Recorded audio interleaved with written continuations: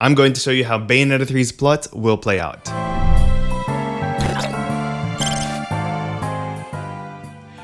How are we going today, everyone? My name is Rakun. Thank you guys so much for clicking on this video. I just got to give you some quick context. In Bayonetta 1, Rodin had a New York style outfit, and then in Bayonetta 2, the Prologue, the World of Chaos chapter, everything was urban styled, so it could be like this at the beginning of Bayonetta 3. And then throughout Bayonetta 2, Rodin was wearing a hari, a Japanese themed type of clothing. This would be pretty cool because we've been in the Western countries in the past two games. To take it to the East in the Bayonetta 3 sequel, it is going to be a great homage to Chiosho-san, or the Madama Butterfly, and also where Bayonetta has originated from. If you haven't seen the previous video, please click that link above. This episode is going to make so much more sense, so go to that video and then come right back here. Just a disclaimer on this segment of Bayonetta 3 theories, this is where I touch up on speculations as well as orchestrate a summarized plot based on the shonen antics, character development, clues, and existing facts throughout the lore. So again, purely speculation, and let's go. The prologue scene begins in Japan, where Bayonetta is in an oriental dress overlooking the outskirts of Tokyo.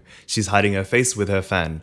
Her outfit pays homage to Madama Butterfly Chiosho-san. Bayonetta is trying to lure a certain angel that has been terrorizing the farms of this Japanese village, because remember, they still are fighting angels. Bayonetta then proceeds to hear a shudder behind her and proceeds to wittingly remark that that's not a way to approach a lady who's lost. The scene is night, but is well lit enough to see. The angel brought along a small army of other angels, and Bayonetta summons her infamous Umbran seal and jumps through. After she jumps through the portal, she says, "It took you all long enough for another upgrade." A fight scene occurs, but is interrupted by Bayonetta's antic of having her clothes ripped away by the angels, with the typical moans with each tear. The Moon Got in My Eyes climax mix plays as her hair dresses into her new Umbran outfit, newly renowned as the Reclaimed Witch. Okay, I think I'm getting hyped up. She initially uses the handguns like in previous prologues, but is interrupted by Rodin dressed as a farmer, holding a sickle harvesting crops. A great allusion to his character of potentially being Death and the Grim Reaper. Rodin throws her a new pair of purple guns shining in the moonlight. She wields the new guns with the insignia Born This Way, a beautiful tribute to Lady Gaga's album Born This Way, a shift into the modern world, and a literal allusion to Bayonetta being born this way as the forbidden child, emphasizing her proudness of that origin. Remember, she did have an intervention with basically her mother Rosa and her father Balder. Very punny. Her guns are each named Judas, Mary, Joanne, and Alejandro respectively. As Bayonetta is about to get hit, the camera pans upward to see a womanly silhouette on the moon.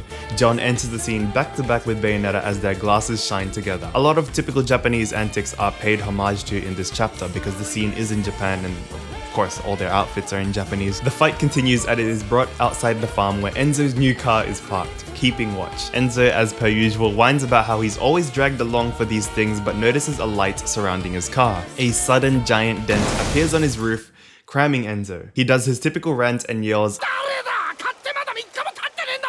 continues with Bayonetta and John back to back on top of the car, with Bayonetta saying, "Didn't I tell you already? There's no quarter for you in this world." It continues on with the final mini-boss appearing. However, it seems to be a shape-shifting angel, as if a file has been corrupted or glitched. We proceed to defeat that angel by Umbran climaxing with John. While they walk away from the Inferno portal, dragging the angel to Inferno, the corrupted angel briefly speaks to Bayonetta. This engraves into Bayonetta's mind, and the chapter ends, revealing the player's score and ranking. A post-chapter scene plays with Bayonetta in her head, having a dream of fighting a mysterious purple figure. This is pretty familiar to you. And quickly wakes up when she is brutally sliced in half in her dream. As she breathes heavily, she realizes what these recurring nightmares are, and then she mutters, "It can't be." Simultaneously, the scene shifts to Enzo's residence. We finally get to see his living quarters. You see his kids' toys, a TV, a dining table, all the family man stuff. We see him come home from the adventure, but as he turns around, we see he's shocked and calls out Rodin's name, typical of him, and says the motif, end scene. So as a mini theory diving into this plot speculation, it turns out that Aesir desired the eyes of the world in the previous sequel in order to combat a higher threat. And this threat is what John was foreshadowing in Bayonetta 2, when she was being resurrected. Something big is going to happen to our world. As said in the previous video, the purple figure is not the main antagonist. The one that we see in the Bayonetta 3 teaser is merely a red herring that is meant to diverge us away from the gargantuan threat of Lilith. So I do believe that the purple figure is going to be dealt with in the first few chapters, or even maybe the first half of the game, and once we subdue him as Bayonetta and John, he's going to warn us of an incoming threat not just to Earth but to all worlds.